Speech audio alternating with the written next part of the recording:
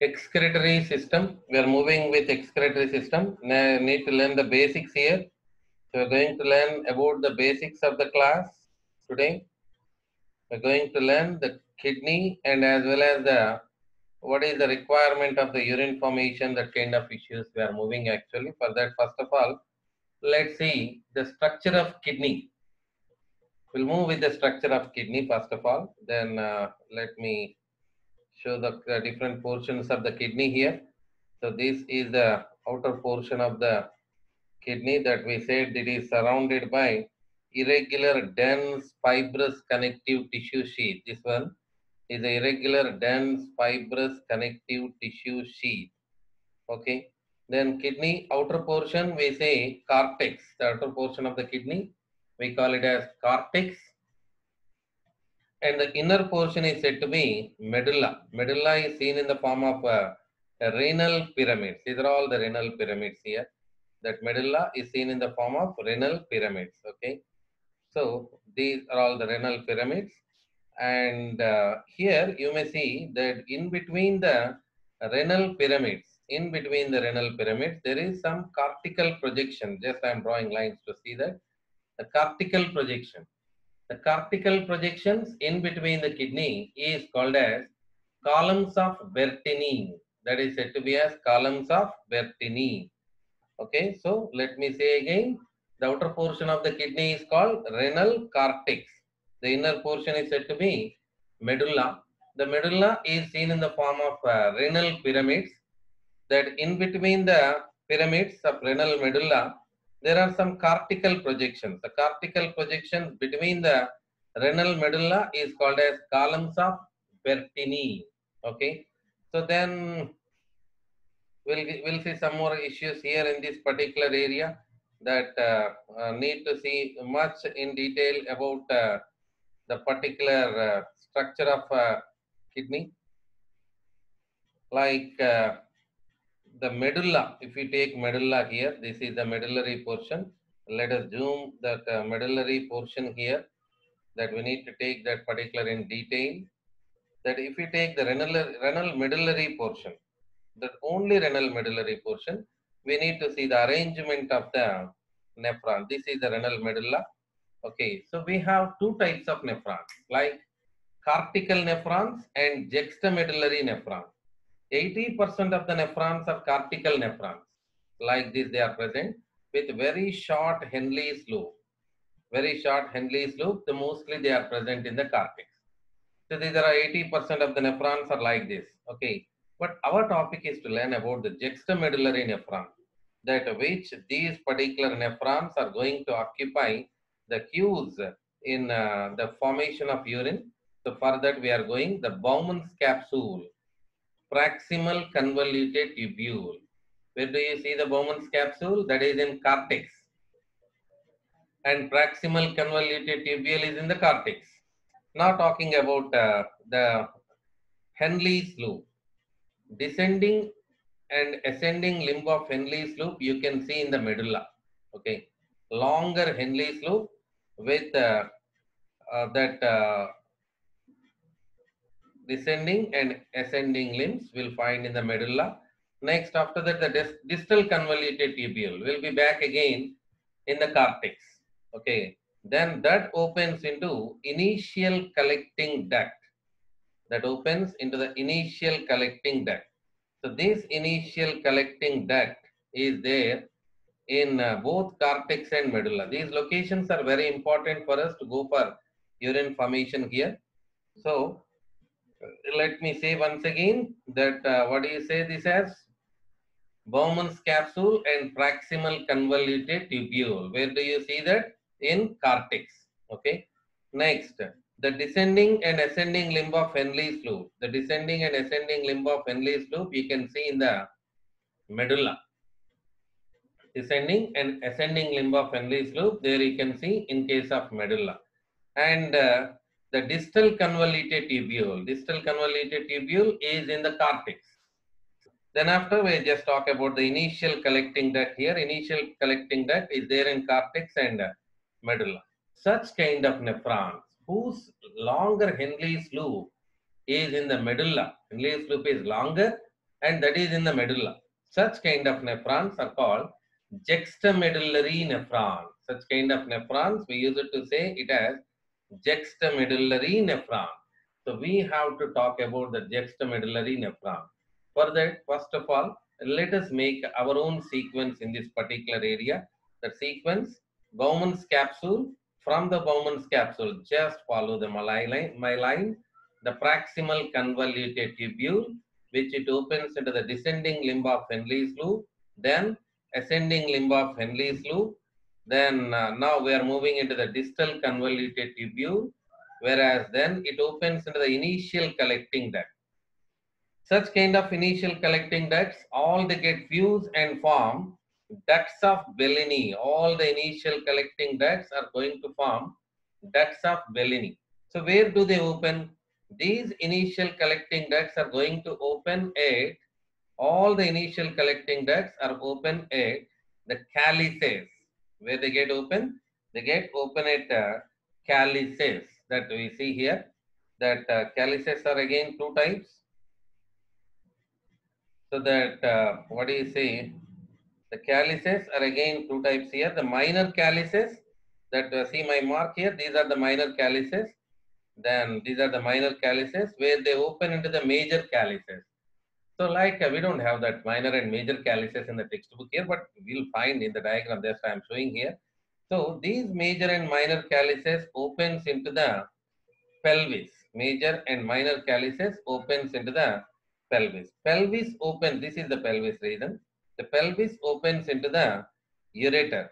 Okay, pelvis opens into ureter. Ureter opens into the urinary bladder. You need to come out like this.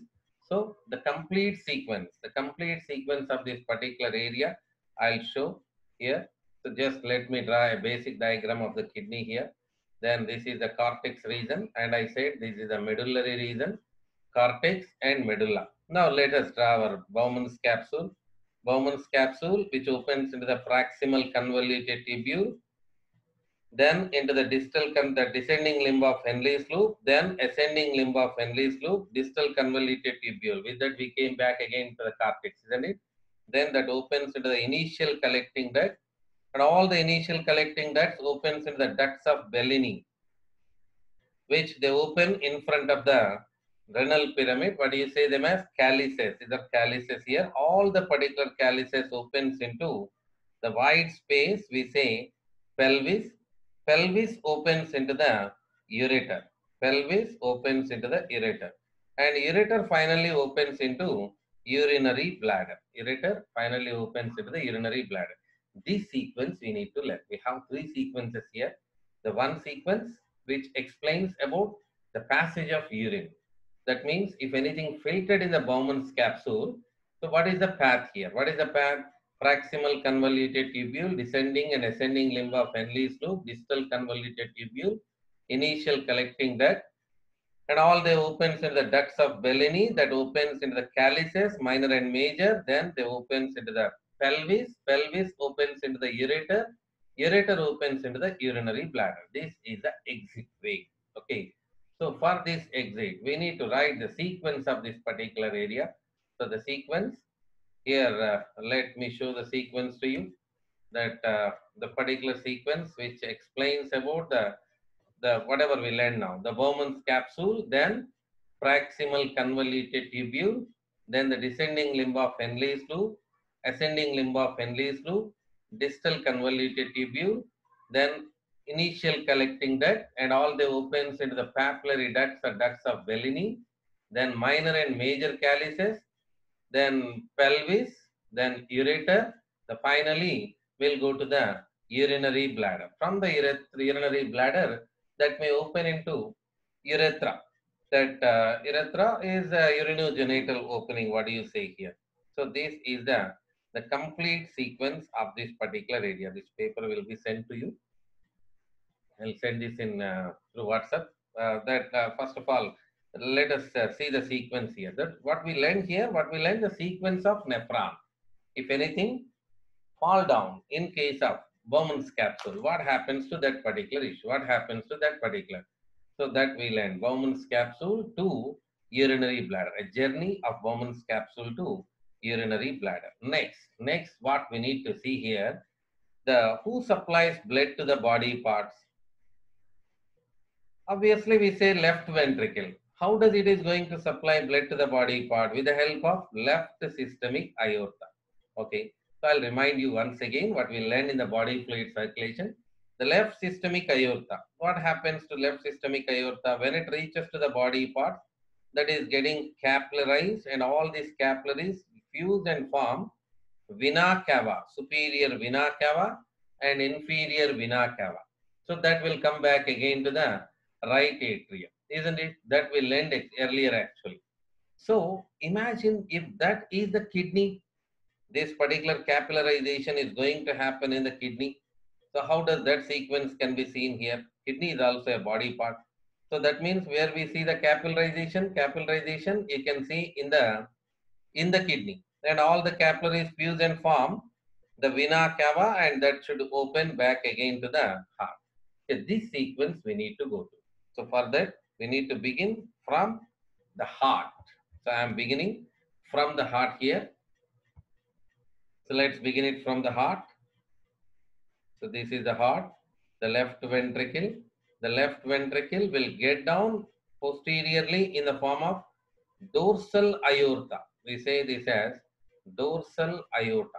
Okay.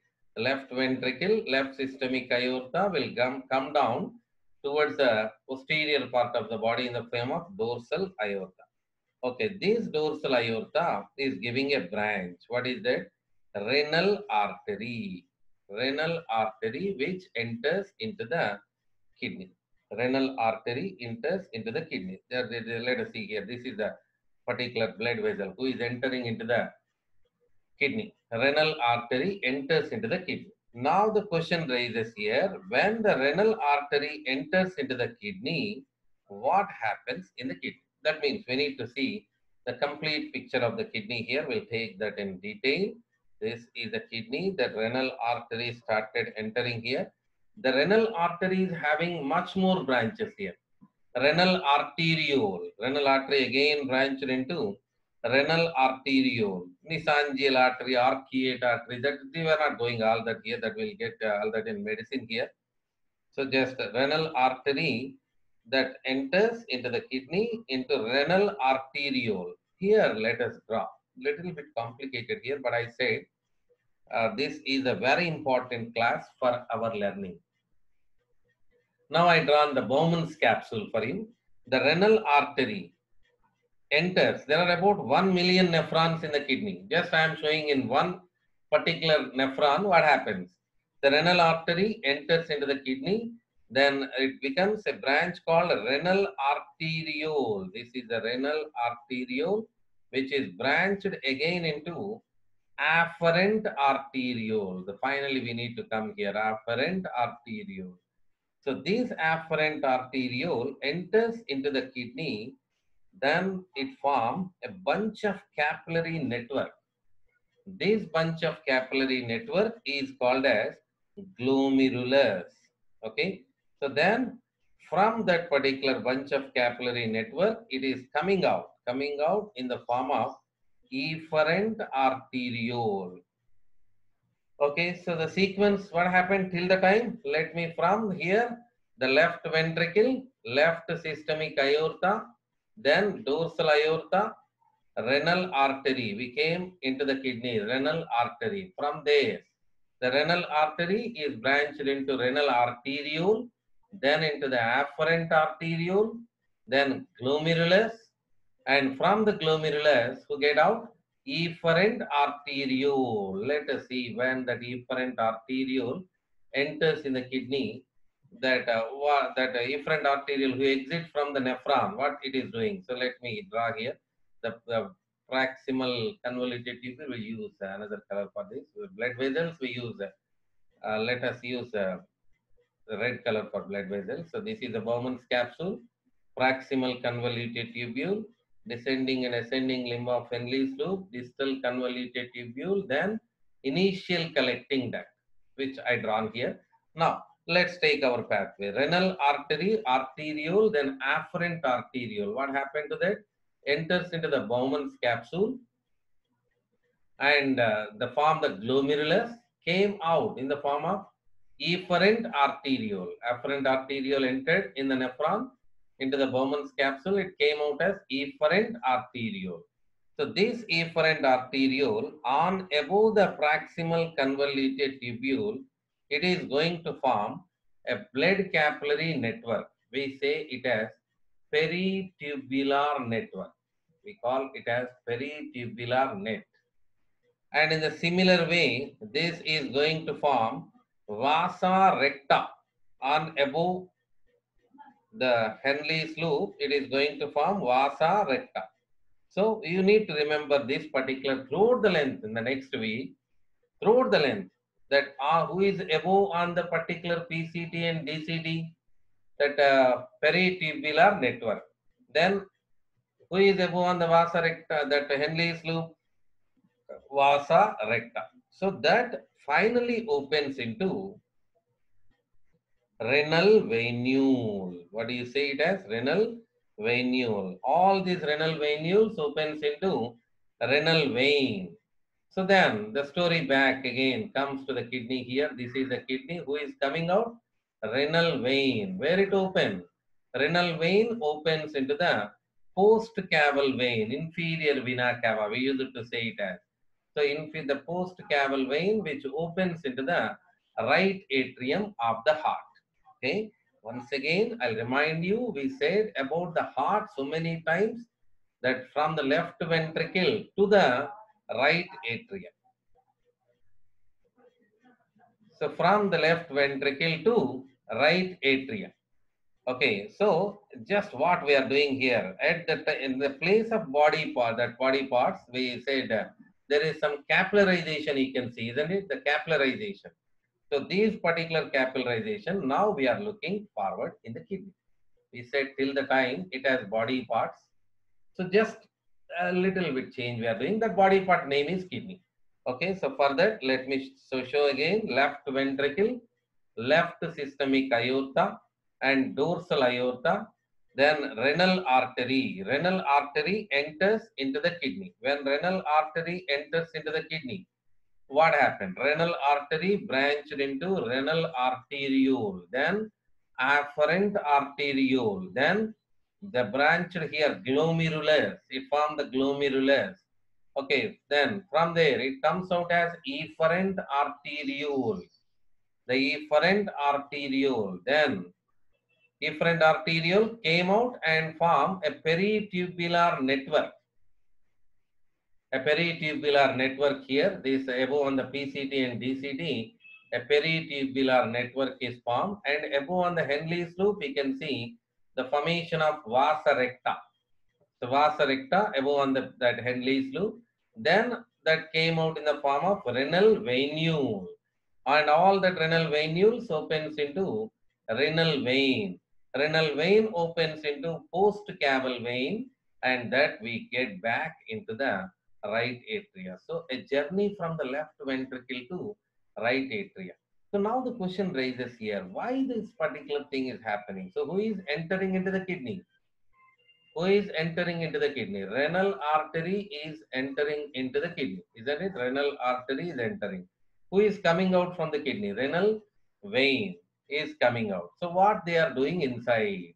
Renal artery branched into renal arteriole, afferent arteriole, glomerulus, peritubular net, vasa recta, renal venule, renal vein, and then the post-caval vein, they came back to the heart again. So this is the journey you need to understand. There are two basic sequences we'll end now. Two basic sequences. What are the two basic sequences here? One is from the Bowman's capsule. From the Bowman's capsule to that, let me rotate this that we can, okay, no problem. No problem. Here, yeah, okay, let's see here.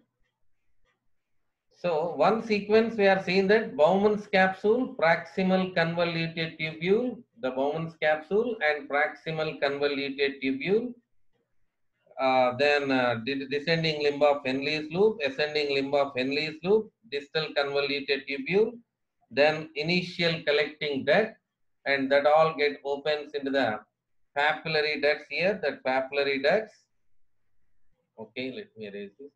The papillary ducts are ducts of Bellini, and that opens into the minor calyces, major calyces, then pelvis, ureter, urinary bladder. Finally reaches to the urethra. Okay, so that means what I am saying here, when anything fall down here in the Bowman's capsule, from the Bowman's capsule, where they are going?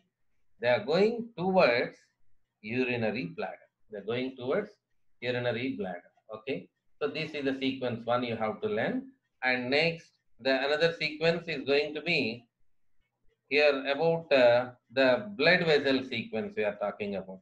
Renal artery.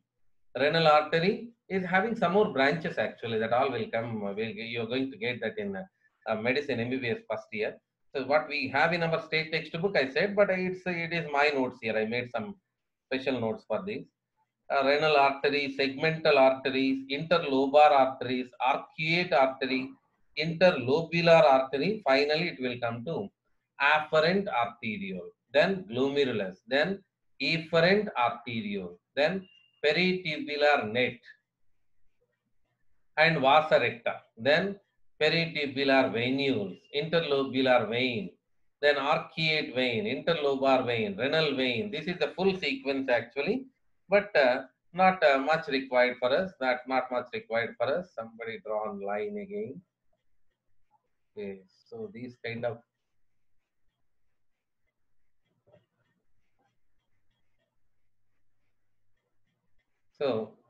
let's write all the particular sequences what we learned here now. Let's write all the particular sequences. So first of all, the first sequence we are talking about the left heart, from the heart. Okay, from the heart. So where we came from the heart? Left ventricle of the heart, left systemic aorta, left systemic aorta. Okay, so left systemic aorta opens into dorsal aorta.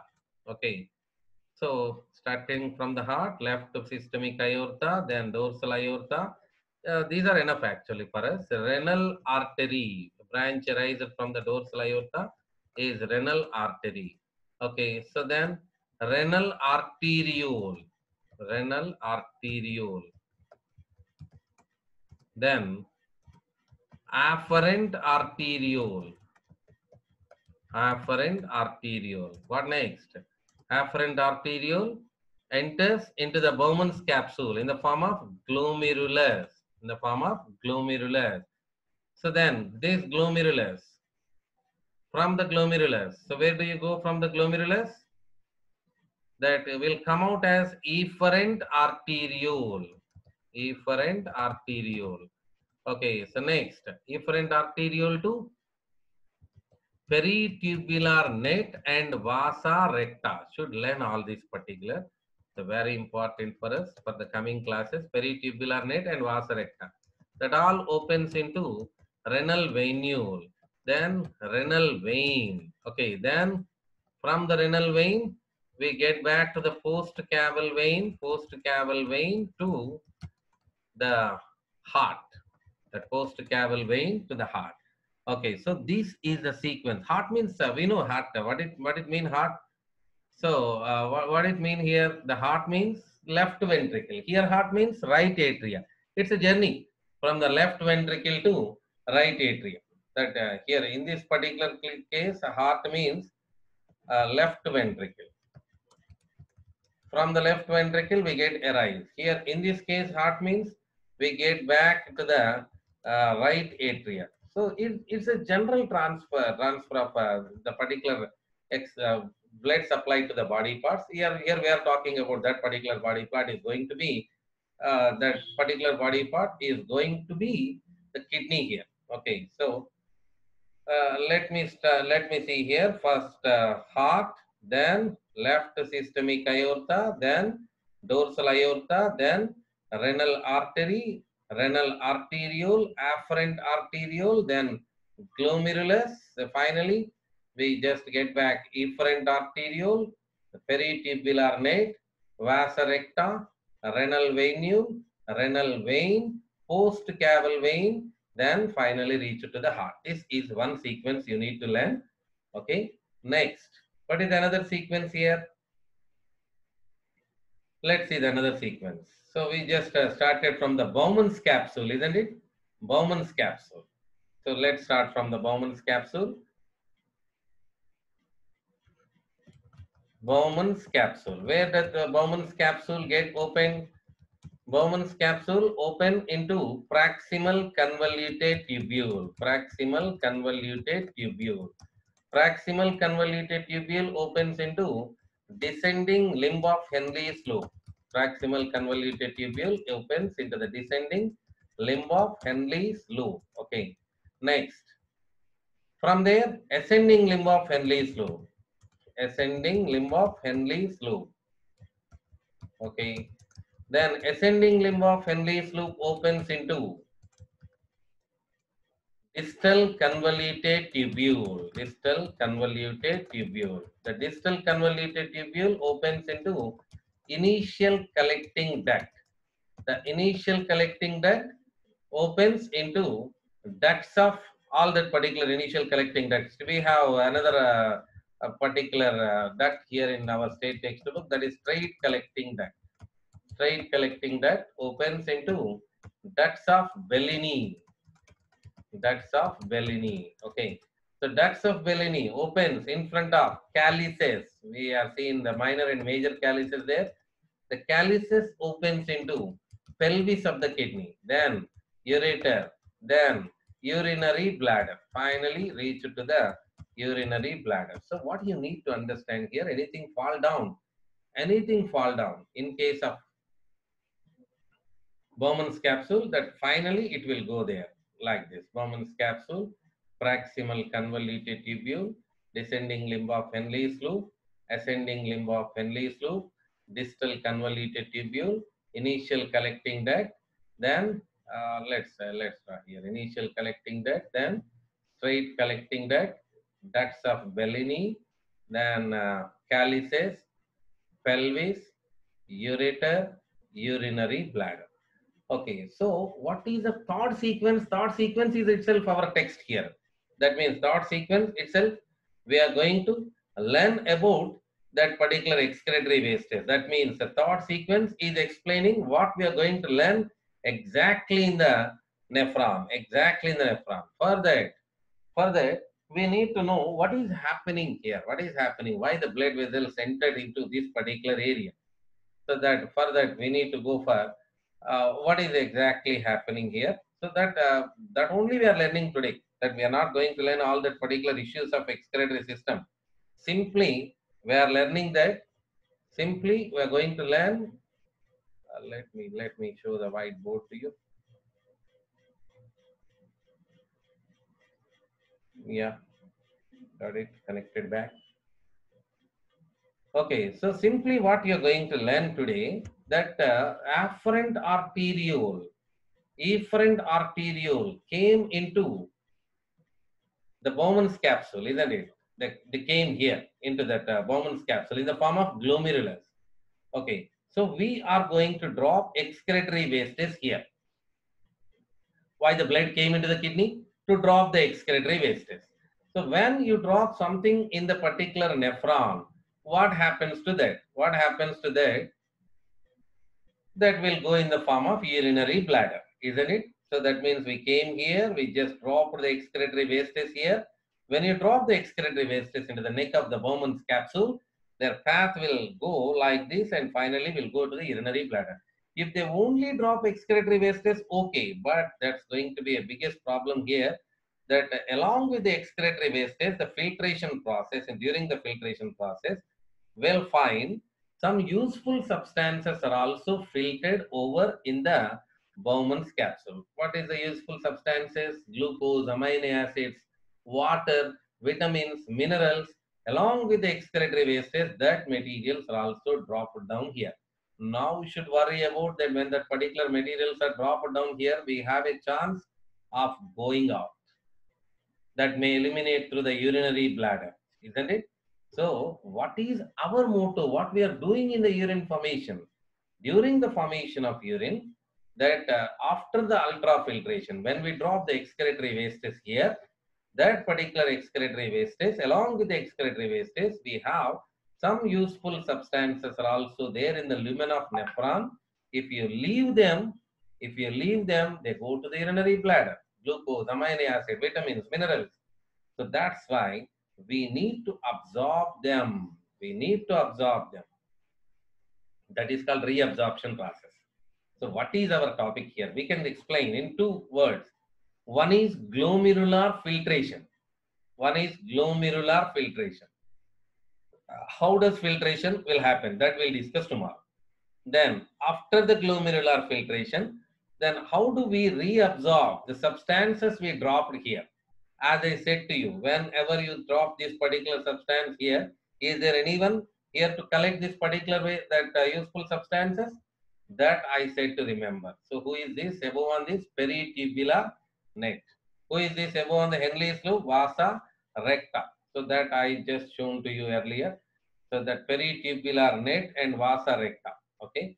So what I am talking about, when we do the ultrafiltration along with the excretory wastes, some useful substances are also fall down.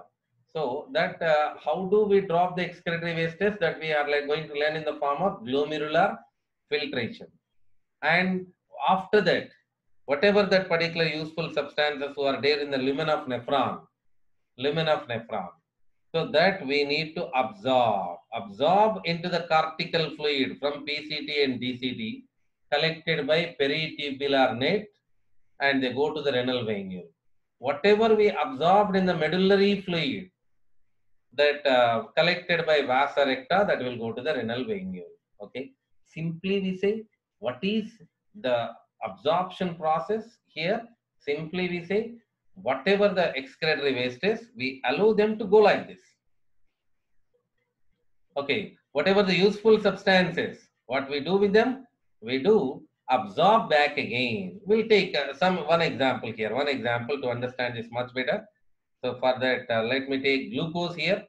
Glucose. For example, what happened to the glucose? Let's see the path of glucose. So from the left ventricle, left systemic aorta, a branch, renal artery, entered in the kidney. So where we entered? We entered in the kidney.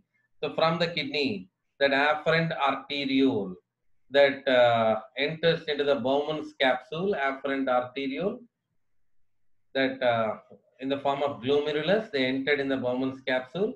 So the glucose is transferred in the filtration process. The glucose is entered in that particular filtration process. If you leave, what happens to that particular glucose? If you leave, the glucose may go in the urinary bladder. But we paid an effort, that we are eaten, we are digested, we absorb. So that particular glucose is now going towards the urinary bladder. We should not allow them to go. Okay, so that's why what we do, we reabsorb that particular glucose. So we reabsorb here in this area. So we are going to reabsorb. So let me draw this particular area back again. We'll take another diagram here. So along the length of the nephron, now the glucose is dropped down. Okay, so this is the portion which is there in the cortex of the kidney, and this is the portion in the middle of the kidney. We absorb our glucose here. Whatever the mistake you are did here, that along with the filtration, some glucose is also dropped down. So this particular glucose is absorbed into the cortical fluid. Okay. So this glucose is absorbed into the cortical fluid. Okay. Then who is taking from this particular peritubular net?